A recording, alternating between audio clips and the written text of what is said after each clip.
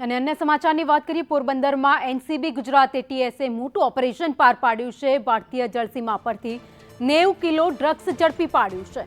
90 kilo drugs સાથે 14 પાકિસ્તાનીને ઝડપી પાડ્યા છે।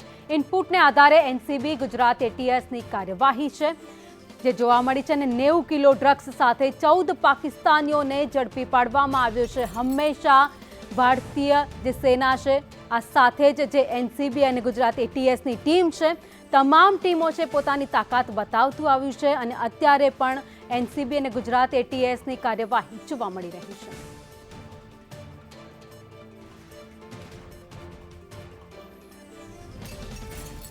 વધુ અપડેટ સાથે સંવાદદાતા જિગ્નેશ પટેલ અમારી સાથે જોડાઈ ગયા છે। જિગ્નેશ, એટીએસનું સફળ ઓપરેશન સાથે જ એનસીબી પણ કહી શકાય ભાવિની 2 દિવસની અંદર 2 સફળ ઓપરેશન ગુજરાત એટીએસ અને એનસીબીની ટીમે પાર પાડ્યા છે। ગઈકાલે 230 કરોડનું જે એમડી ડ્રગ્સ હતું તે તૈયાર અને લિક્વિડ ફોર્મમાં કબજે કરવામાં આવ્યું। ત્યારબાદ આજે 90 કિલો જે હેરોઇનનો જથ્થો છે તે મધદરિયેથી ઝડપી લેવામાં આવ્યો છે।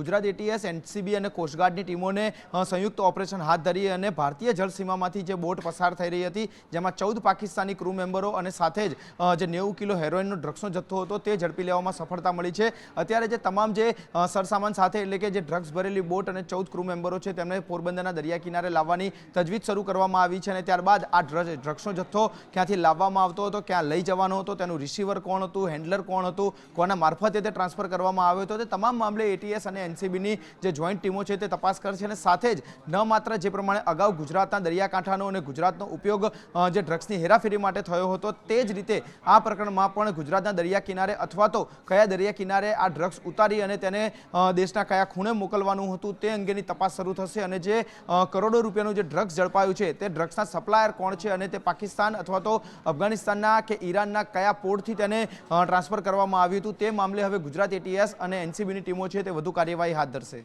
આભાર માહિતી માટે।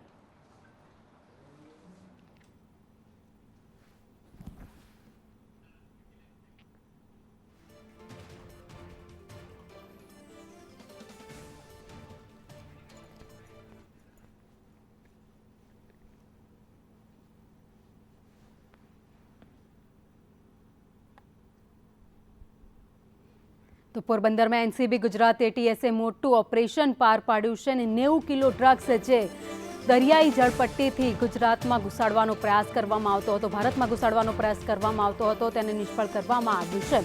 તો અત્યાર સુધીમાં હજારો કિલો ડ્રગ્સ જે ઘુસાડવાનો પ્રયાસ કરવામાં આવ્યો છે, પરંતુ આ જે તમામ મનસૂબા છે તેને નાકામ કરવામાં આવ્યા છે।